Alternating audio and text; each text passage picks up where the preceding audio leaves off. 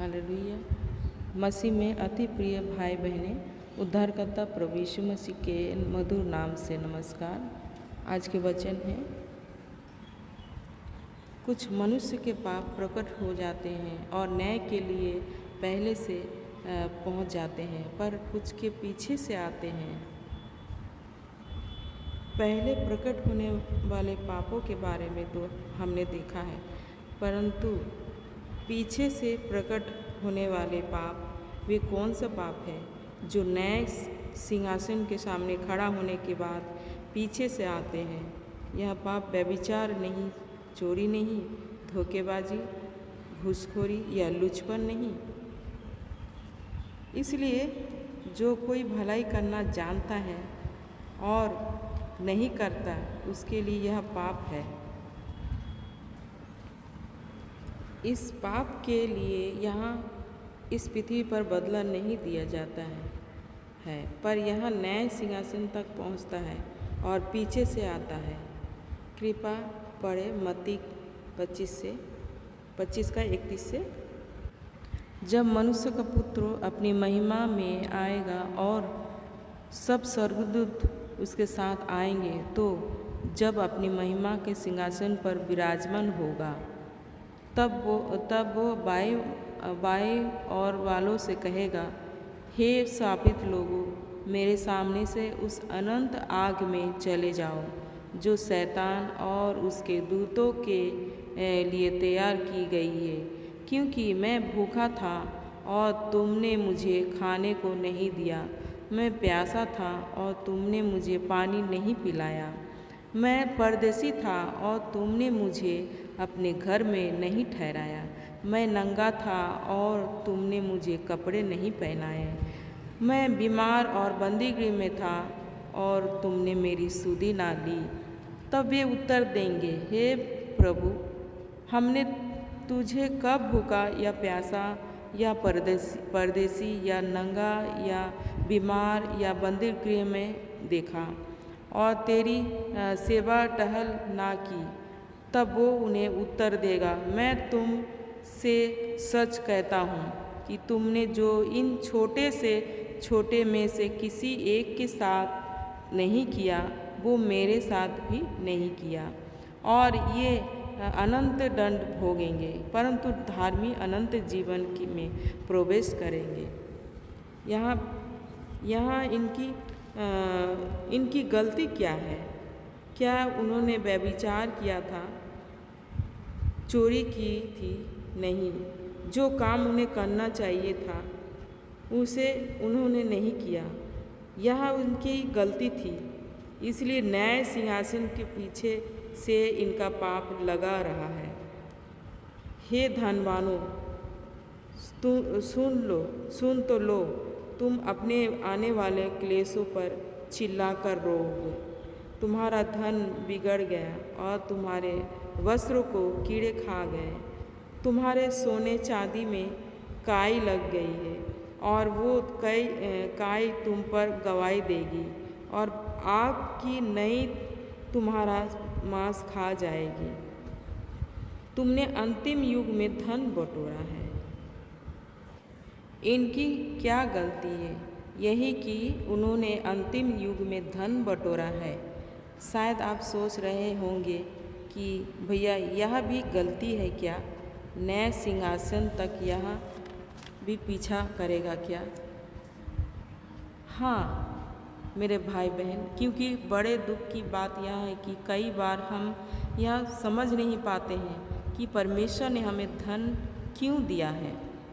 यीशु मसीह ने कहा कि एक धनवान व्यक्ति था, उसके घर के दरवाजे पर लाजर नामक एक कंगाल पड़ा रहता था। दोनों की मृत्यु हुई। मरने के बाद लाजर को स्वर्ग में स्थान मिला, जबकि धनवानों को अधोलोक में। क्योंकि धनवान की क्या गलती थी? कुछ नहीं। उसकी गलती केवल यह थी कि उसने दूसरों के बारे में कोई चिंता नहीं की। फलस्वरूप उसे अधोलोक में डाला गया, जबकि लाजर को सम्मान के साथ इब्राहिम के गोद में पहुंचाया गया।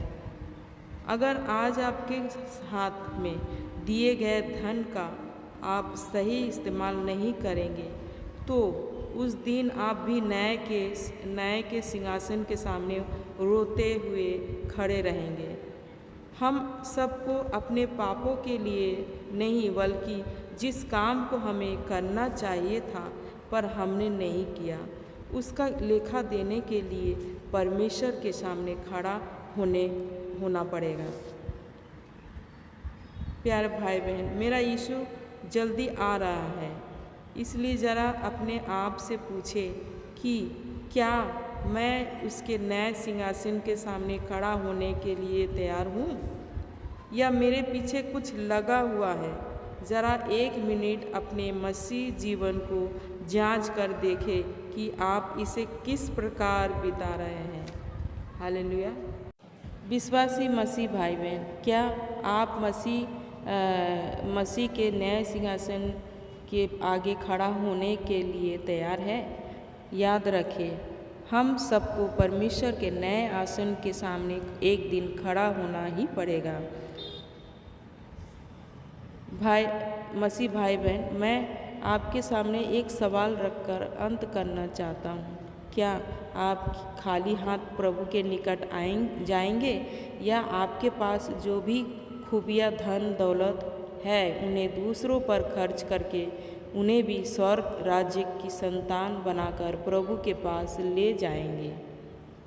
हालेलुया। मसीह भाई बहन, हम सबों को अपने पापों के लिए नहीं पर जो कुछ हमने मसीह के लिए किया है उसके बदले इनाम पाने हेतु उस नए सिंहासन के सामने खड़ा होने का दिन आ रहा है। मैं आपके सामने में एक कहानी सच्चाई घटना के बारे में बताना चाहती हूँ।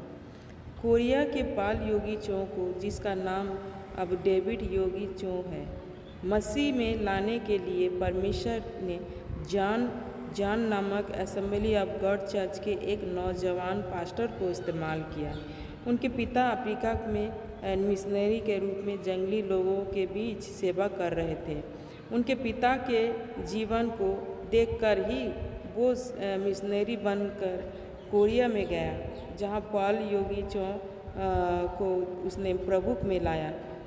जब वो अपने पिता के साथ अफ्रीका में जंगल में था तो उसके पिता मलेरिया के कारण अत्यंत बीमार और दुर्बल हो गए, परंतु फिर भी वे सेवा करते ही रहे। इसी प्रकार कमज़ोर हालत में सेवा करने के पश्चात जब उन्हें पता चला कि अब वे और अधिक दिन जीवित नहीं रहेंगे, तब जॉन उन्हें लेकर अपना स्वदेश अमेरिका लौटने के लिए जल यात्रा में निकल पड़ा। उनके साथ जहाज़ में बॉलीवुड का एक सिनेमा स्टार भी था, जिसके पीछे लोग पागल थे, दीवाने थे। जब जहाज़ तट पर पहुंचा तो वहां एक बड़ी भीड़ उस फिल्मी स्टार को देखने वो स्वागत करने के लिए इंतज़ार में थी। जॉन सारी गतिविधियों को बड़े गौर से देख रहा था। वहाँ सभी को लेने के लिए फूलों के गुलदस्ते, मिठाइयाँ आदि उपहारों को लेकर कोई न कोई आए थे और वे सब बड़े आनंदपूर्वक अपने अपने घर चले गए। आखिर में वहाँ केवल जॉन और उसके पिता ही रह गए। मिशनरी बनकर 17 साल अफ्रीका के जंगलों में अपनी जान को लुटाकर रहते हुए मरने की हालत में लौटे। परमेश्वर के दास को लेने के लिए उसके चर्च से आस पड़ोस या परिवार से एक व्यक्ति भी नहीं आया था। यह देखकर जॉन दुख के मारे चिल्ला उठा, पिताजी, यह ठीक नहीं है, बिल्कुल ठीक नहीं। उनके पिता पूछने लगे, बेटा तुम्हें क्या हो गया, क्या सही नहीं है?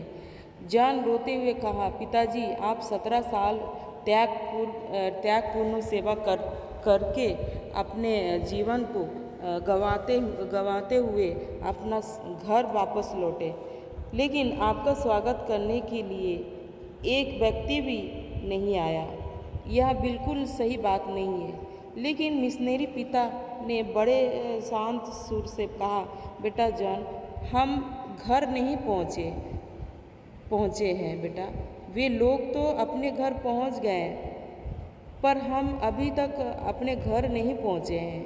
हमारा घर तो स्वर्ग में है, और हमारा घर स्वर्ग में। जब हम वहाँ जाएंगे तब लाखों स्वर्गदूत, वो लाखों अफ्रीकी लोगों के साथ यीशु खुद हमारे स्वागत के लिए तैयार रहेगा। हालेलुया।